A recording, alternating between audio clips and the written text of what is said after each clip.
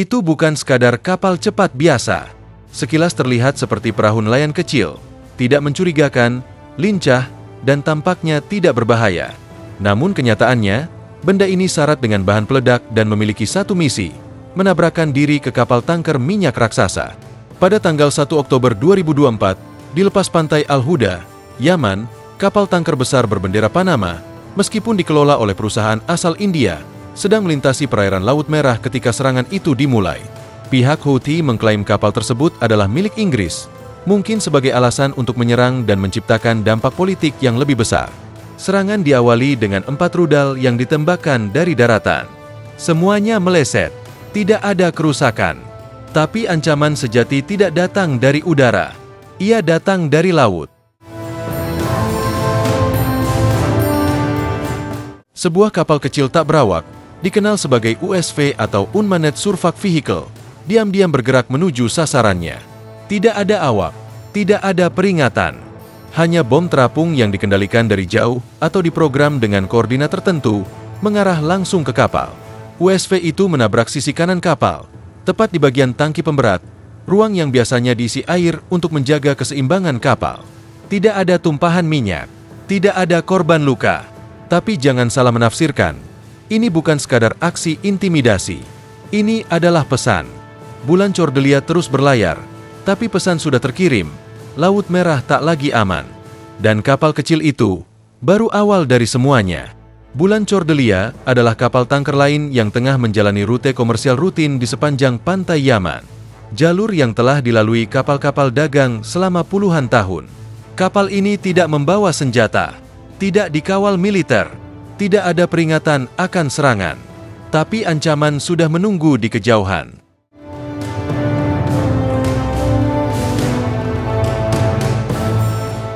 Sekitar pukul 7.30 pagi waktu setempat, data dari pengawasan satelit dan pasukan angkatan laut mengonfirmasi bahwa 4 rudal dilepaskan dari wilayah barat Yaman yang dikuasai Houthi. Rudal-rudal tersebut diluncurkan secara bergantian. Jenisnya kemungkinan besar adalah rudal jelajah anti kapal, dirancang untuk terbang rendah di atas permukaan laut dan menghantam kapal besar seperti tanker atau kapal militer. Tak satu pun mengenai sasaran. Beberapa mungkin kehilangan arah di tengah perjalanan.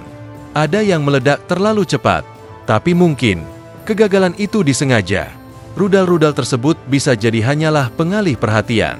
Sementara awak kapal Cordelia menengadah mengawasi langit, bahaya sejati mendekat di permukaan air, nyaris tanpa suara. USV, kapal kecil tanpa awak itu, kemungkinan besar diluncurkan dari garis pantai. Ia bisa dikendalikan dari jauh, atau hanya mengikuti jalur GPS otomatis. Ukurannya kecil, siluetnya rendah, dan bentuknya tak jauh berbeda dengan perahu nelayan biasa. Ia menyusup di antara lalu lintas kapal kecil, dan kecuali Anda terus mengamati permukaan laut, Anda takkan sadar hingga semuanya terlambat. Dari saat pertama kapal itu terlihat hingga detik ia menghantam sasaran, hanya butuh waktu kurang dari 1 menit. Lalu, ledakan. Ledakan itu mengguncang badan kapal, cukup kuat untuk menciptakan kerusakan, tapi tidak sampai menghentikan laju kapal secara keseluruhan. Titik benturannya tepat di tangki pemberat, bukan di ruang penyimpanan minyak, sebuah keberuntungan besar. Jika serangan itu mengenai ruang kargo atau tangki bahan bakar, akibatnya bisa sangat menghancurkan, baik bagi kapal maupun lingkungan sekitarnya. Saat itu, kapal tanker tersebut benar-benar sendiri di tengah laut. Tidak ada kapal pengawal yang mendampingi, tidak ada drone yang terbang di atas untuk mengawasi, dan tidak ada satupun kapal perang dalam radius pandangan. Situasi ini menjadikannya sasaran yang sangat ideal. Ini jelas bukan serangan acak. Serangan ini dirancang dengan cermat, sebuah pesan tersirat, Anda mudah diserang, dan kami memperhatikan Anda. Yang membuat serangan ini begitu berbahaya adalah penyamarannya. Tidak ada yang mengira ancaman mematikan bisa datang dalam bentuk kapal kecil yang tak mencolok. Tapi justru itulah sisi paling menakutkan. Kapal seperti itu hampir mustahil dideteksi oleh radar konvensional. Di laut, militer terbiasa mencari ancaman besar, rudal, jet tempur, atau kapal perang.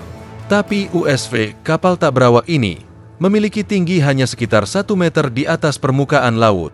Ia bisa menyusup di antara lalu lintas nelayan dan tak terlihat oleh sistem radar biasa.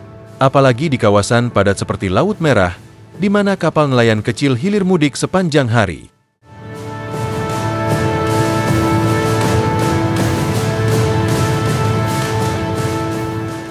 Saat serangan itu diberitakan, kabar langsung tersebar luas. Kelompok Houthi mengklaim telah menghantam kapal tanker milik Inggris. Padahal, bulan Cordelia sebenarnya berlayar di bawah bendera Panama dan dioperasikan oleh sebuah perusahaan India. Tapi untuk propaganda, fakta semacam itu bukan hal yang krusial. Dalam perang informasi, siapa yang mengendalikan narasi adalah pihak yang unggul. Di balik berita resmi, ada pergerakan nyata. Angkatan Laut Inggris mulai bergerak cepat namun diam-diam. HMS Diamond, kapal perusak kelas tipe 45 yang telah lebih dulu ditempatkan di wilayah itu, langsung meningkatkan kesiagaan. Kapal ini dipersenjatai dengan sistem pertahanan rudal Sea Viper, dirancang untuk mendeteksi dan menghancurkan ancaman dari udara seperti rudal jelajah atau drone. Penempatannya di kawasan tersebut bukan kebetulan.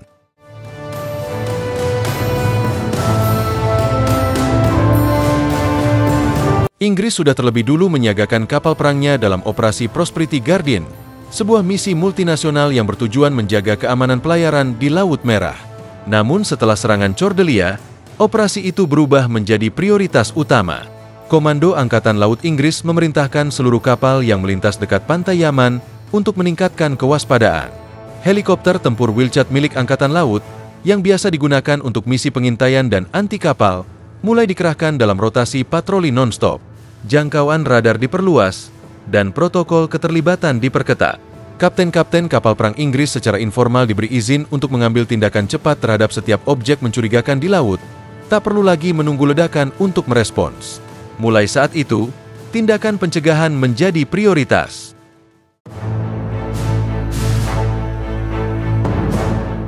Namun, ini bukan semata respons terhadap satu serangan.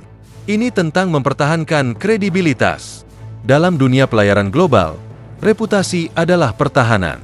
Bila kelompok bersenjata seperti Houthi bisa menyerang kapal yang terkait dengan Inggris tanpa pembalasan, itu bisa mendorong kelompok lain melakukan hal serupa, bahkan mungkin menarik perhatian aktor-aktor negara dengan ambisi lebih besar. Oleh sebab itu, Angkatan Laut Kerajaan Inggris tidak tinggal diam. Dalam waktu kurang dari 3 hari, unit intelijen Angkatan Laut mulai berkoordinasi secara aktif dengan Komando Pusat Amerika Serikat, drone pengintai milik militer Prancis, serta berbagai perusahaan pelayaran komersial. Tujuannya, memetakan kemungkinan titik peluncuran USV dan mempersiapkan strategi menghadapi serangan lanjutan yang mungkin terjadi. Tujuan utama dari operasi ini adalah membongkar pola, mengenali ancaman sebelum berkembang, dan mengirimkan pesan tegas. Jika Anda berani menyentuh kapal tanker, bersiaplah menghadapi kapal perang sebagai balasan. Dan inilah hal yang seharusnya membuat para komandan Angkatan Laut sulit tidur di malam hari. Kapal tak berawak milik Houthi, yang harganya lebih murah dibanding satu unit rudal, hampir saja berhasil menghancurkan kapal tanker minyak bernilai ratusan juta dolar. Inilah esensi dari konflik asimetris. Anda tidak butuh senjata miliaran dolar untuk menimbulkan kerugian besar. Cukup dengan perahu kecil seharga belasan ribu dolar yang dirakit dan diarahkan dengan presisi. USV seperti ini bergerak rendah di permukaan air, hampir tak terlihat oleh radar dan sistem deteksi otomatis.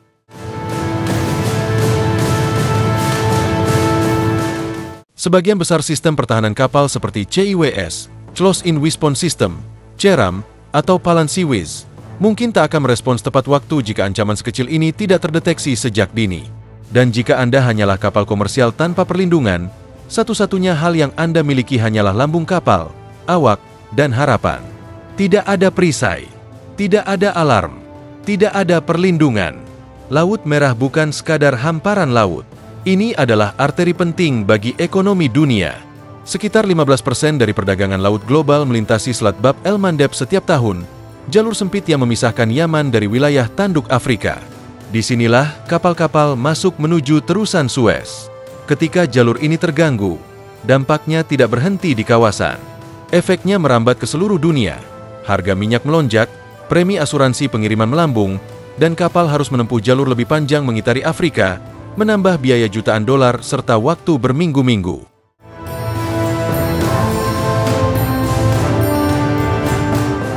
Oleh sebab itu, Insiden yang menimpa bulan Cordelia bukan hanya sebuah kasus terisolasi. Itu adalah peringatan keras bagi jaringan ekonomi global. Sejak 2023, kelompok Houthi telah menyatakan niat mereka dengan terang. Mereka siap menjadikan jalur ini sebagai zona konflik. Bukan dengan armada besar atau kapal selam, tetapi melalui drone, roket, dan kapal bunuh diri tak berawak. Mereka tidak perlu menenggelamkan kapal. Cukup membuat pelayaran menjadi mimpi buruk agar operator kapal berpikir dua kali sebelum melintasi kawasan ini. Dan itu berhasil. Sejumlah perusahaan pelayaran telah menunda sementara operasi di Laut Merah. Beberapa lainnya hanya berlayar dengan pengawalan militer, diapit oleh kapal-kapal tempur dari Amerika Serikat, Inggris, atau Prancis. Premi asuransi untuk kapal tanker yang beroperasi di wilayah ini telah meningkat drastis. Beberapa perusahaan bahkan memilih rute alternatif, meski jauh lebih panjang dan mahal, dengan mengelilingi Tanjung Harapan di Afrika Selatan.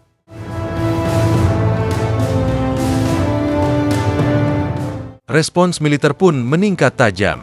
Armada kelima Angkatan Laut Amerika mempertahankan kehadiran permanen. Kapal-kapal perusak Inggris kini melakukan pemindaian radar harian. Drone pengintai milik Prancis beroperasi dari Djibouti.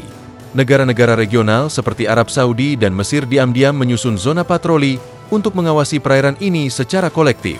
Namun disinilah letak bahaya lainnya. Semakin banyaknya kapal militer, drone bersenjata, dan patroli laut di koridor yang sudah padat meningkatkan risiko kesalahan. Satu detik salah menilai, satu sinyal keliru, dan situasi bisa berubah menjadi bencana diplomatik atau militer. Dan kini, setelah kapal bunuh diri tanpa awak menargetkan kapal tanker komersial, tensi pun melonjak drastis. Laut Merah tak hanya bergejolak, ia berada di titik kritis. Setiap kapal yang berlayar di sana kini melintasi wilayah penuh ketegangan.